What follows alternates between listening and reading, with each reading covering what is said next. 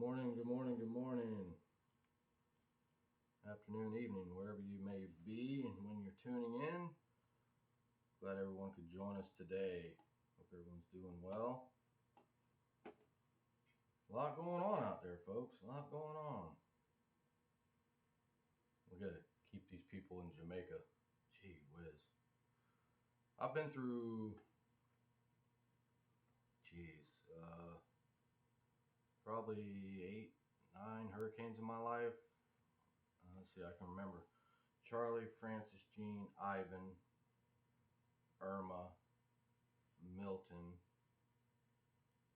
Andrew. Geez, there's another one. Anyway, been through quite a few of these things, and folks, this one here, I don't. This doesn't look good at all. This does not look good. Those poor people down there in Jamaica. First of all, I don't know if you've ever been to Jamaica, but I hope you have, because it's going to be unrecognizable after this is over with. The way that their homes and stuff are built, um, they're like huts. I mean, yeah, on the coastlines, Ocho Rios and Kingston and Montego Bay and stuff like that. You have big concrete structures and things like that. But when you get down into the neighborhoods and things, their homes, their codes down there are just like non-existent. I mean, they have tarps over these little buildings that they sell stuff on the side of the road. And there's cars all over the place on the side of the roads, and dogs aimlessly, pigs walking aimlessly around everywhere. It's a totally different place down there, and to be hit with a Category 5 hurricane at 100, and right now it's at 175. That's not even gusts, folks. That's just sustained winds. Outside the eye, maybe 20, 30 miles. But then, as broad as that system is, it's just gonna. Oh man, it's just gonna be crazy. That's gonna be so bad, so bad. So anyway, keep those folks in your prayers. Yeah, as you'll see in my thumbnail, the 37 donors that have given money to the White House renovation project, i.e. ballroom. I'll get to that, so you definitely want to stay tuned for that. And yeah, this Charlie Kirk, God rest his soul. His assassin, suspected assassin, is now telling the judge that he don't want to show his face in court. Well, I'll get to it in a minute. Tyler Robinson, the 22-year-old suspected assassin accused of shooting Turning Point USA founder Charlie Kirk during a campus appearance at Utah Valley University last month, will no longer show his face in a Provo courthouse at a planned in-person hearing later this week. What? Now he's telling the judge what he's going to do? Well, I'll elaborate on that here in a second. Robinson is due in court Monday for a virtual appearance where he won't show his face, according to court officials. The judge is expected to weigh in on a motion to allow him to wear street clothes in court and to bar cameras from the proceedings, but his tentatively scheduled preliminary hearing has been pushed back to January. Robinson's defense was already expected to ask for more time at the now canceled October 30th hearing. It'll be the last time you hear me say this subhuman's name. This guy's a sick, evil human being. But first of all, before he was arrested, his parents told law enforcement that the only way he would surrender is if there was no big law enforcement presence and guns drawn and everything. Well, first of all, who are these people to tell law enforcement what they're going to do? Anybody else out here goes and shoots somebody and they barricade themselves in a house, SWAT team's showing up. Dogs are showing up. You're giving fair warning. Come out of that house or the dogs are going in. We're going to gas the place or whatever to, get you out of there. So who's this guy? I mean, he assassinated a man live on television. I watched it live. I've followed this man for years. Charlie Kirk. didn't agree with all of his policies, but what he was doing was great for the younger generation and for America. I don't care what side of the aisle you're on. This is a sad day in America. Now we have this suspect that's going to start telling the judge what he's going to do. No, you're going to do what I tell you you're going to do. Unbelievable. I'm not going to give this guy any of my time.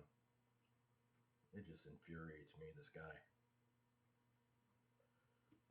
Speaking of this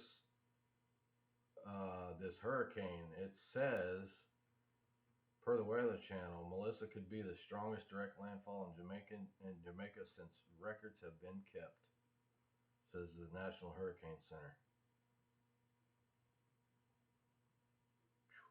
Man, that looks like a buzzsaw, y'all.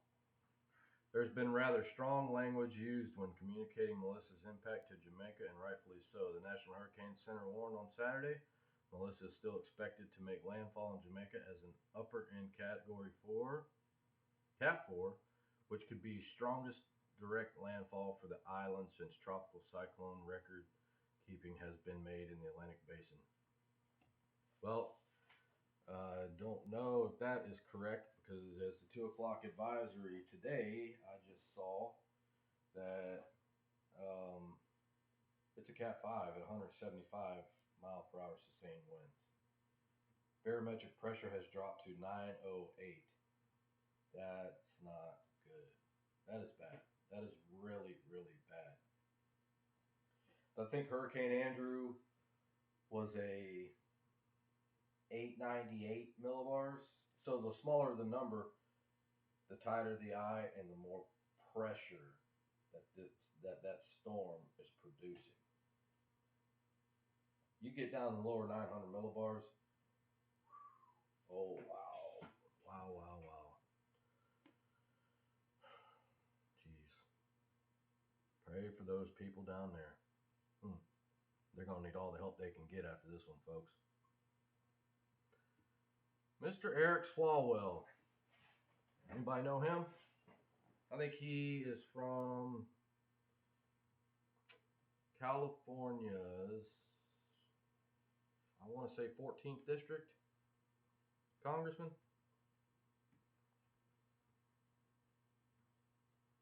A total buffoon, if you want to know my opinion.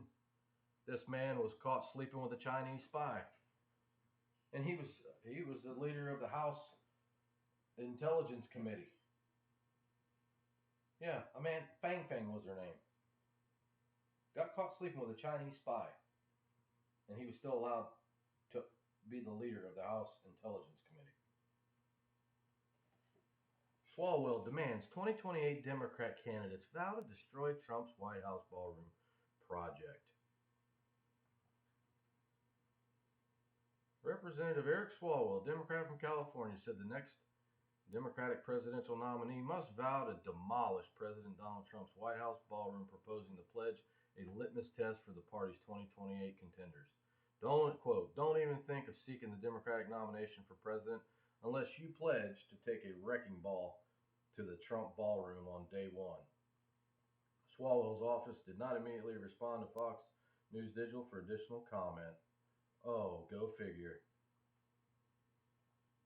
For the first time in its history, the White House will have a formal ballroom, a new addition built where the East Wing once stood, of which the East Wing is where the First Lady's office was, and the East Wing was hardly ever used, ladies and gentlemen. Hardly ever used. It wasn't even attached to the White House. But all you see on the news is the big bulldozers and the tracos and everything else, going in and demolishing the building, and they're showing Trump's just wrecking the White House. Oh, no, he's not either.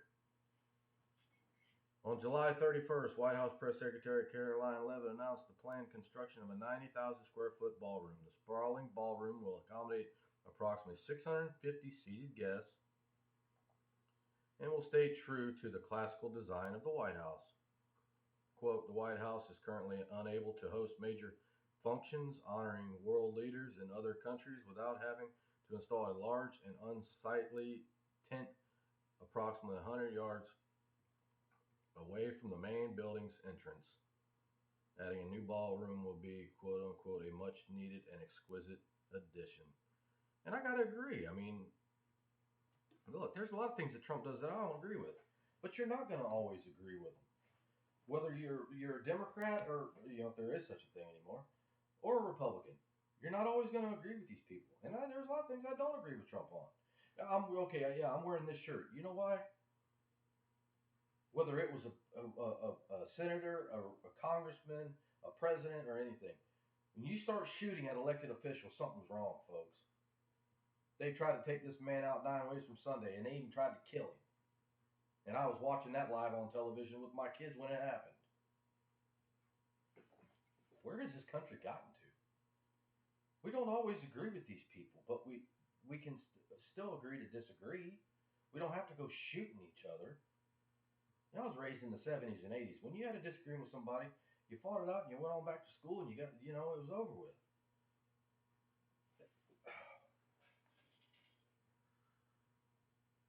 Brian Kelly out as LSU's head coach. Just to hit on a little sports topic here, real quick. So now we have Norvell from FSU is going to be fired at the end of the year. Billy Napier at Florida was fired. And now Brian Kelly.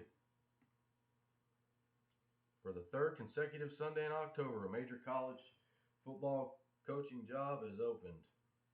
And LSU is the biggest of them all. Brian Kelly is out midway through his fourth year at LSU. Wow. For all you LSU fans, there goes your coach. We'll see who comes in after him.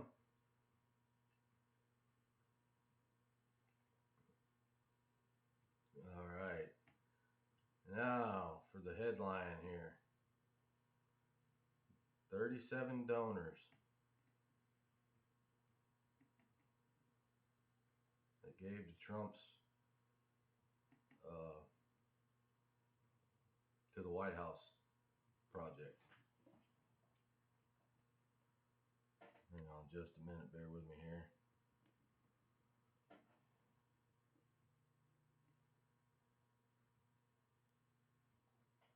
How'd everyone's weekend go? Hopefully it went well. Got to spend it with your families.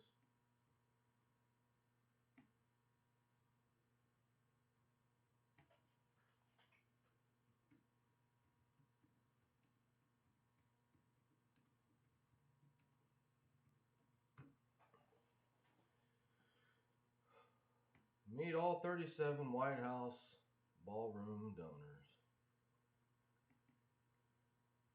Okay. Donors funding the $300 million build, including Silicon Valley tech giants.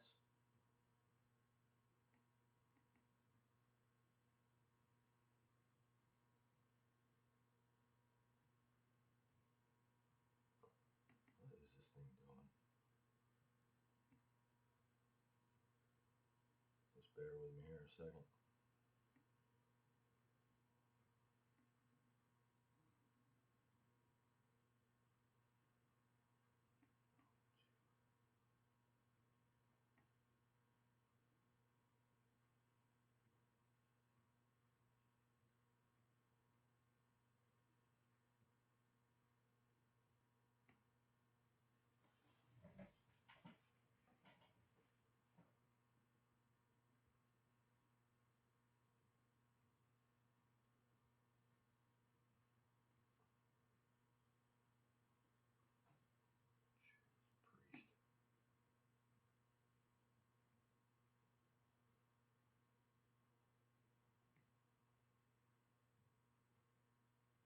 Yeah, I'm almost there, folks. Sorry, I apologize for this.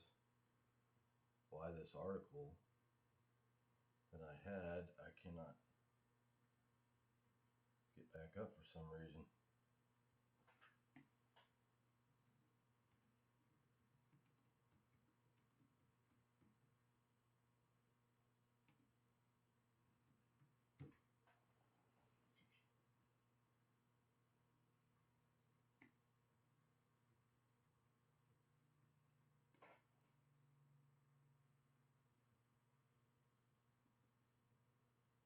White House has released a list of donors for the Trump administration's new ballroom construction project following a historic East Wing demolition that began this week.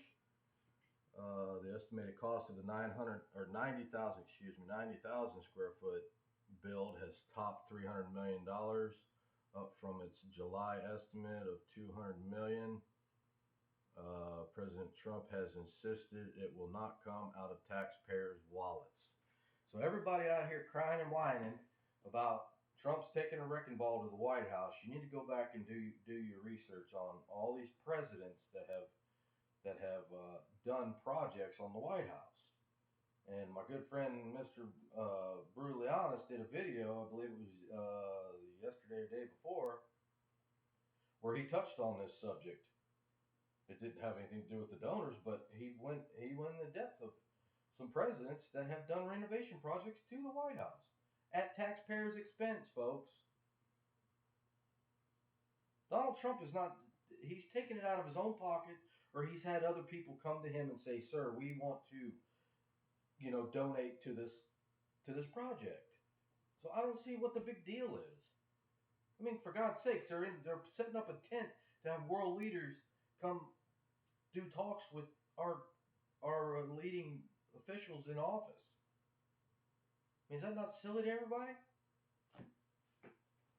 I mean, I can understand if it was, taken out of taxpayers' wallets, but there might be a little bit of a gripe there, but there's nothing coming out of our wallets, y'all.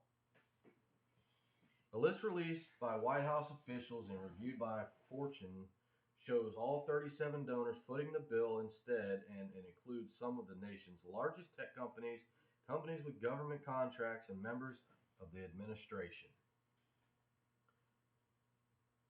Corporate donors: Meta Platform, Mark Zuckerberg, Mr. Zuckbucks, Mr. Big Biden donor, ladies and gentlemen. Okay. Zuckerberg previously attended a White House dinner for tech leaders in September where he pledged at least $600 billion in investments in the U.S. by 2028 as well. Number 2, Apple, not no fan of Republicans. Amazon, Mr. Bezos, not no fan of Republicans. Google, same thing. Lockheed Martin. Microsoft, no fan.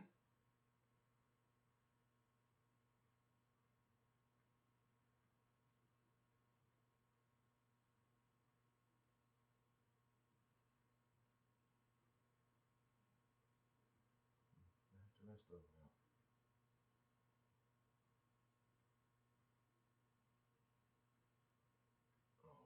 Comcast, no fan.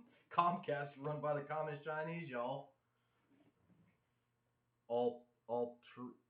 Altria, never heard of those. Coinbase, it's a big crypto exchange. Palantir, big crypto. T-Mobile, Ripple, Hard Rock International, Tether America, Union Pacific Railroad, no fan of Republicans. Micron Technology, Caterpillar, Booz Allen Hamilton, never heard of them. HP, NextEra Energy, wow. Reynolds American, private and family donors, the Adelson Family Foundation, Stephen Brody,